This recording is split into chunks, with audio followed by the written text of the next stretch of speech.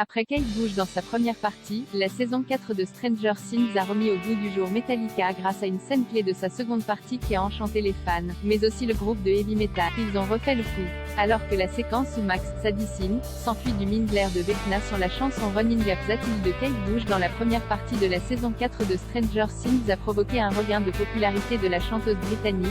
C'est désormais au tour d'un tube de Metallica d'obséder le public. Dans une scène déjà iconique, l'attachant Eddie Munson, Joseph Quinn, joue à la guitare le morceau Master of Puppets afin d'attirer l'attention des monstrueuses chauves-souris du monde à l'envers dans le but de les éloigner du manoir des Krill dans lequel ses amis se rendent pour tuer Vecna.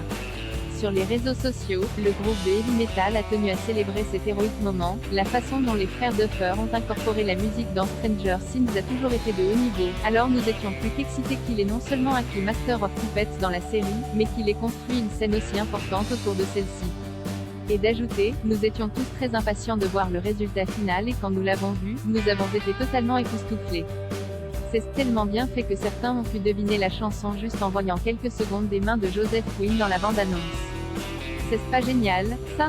D'ailleurs, si ce sont les mains de Joseph Quinn que nous voyons à l'écran, ce n'est autre que Ty Fiorillo, le fils du bassiste de Metallica, Rob Fiorillo, qui a en réalité joué le tube entendu dans la série.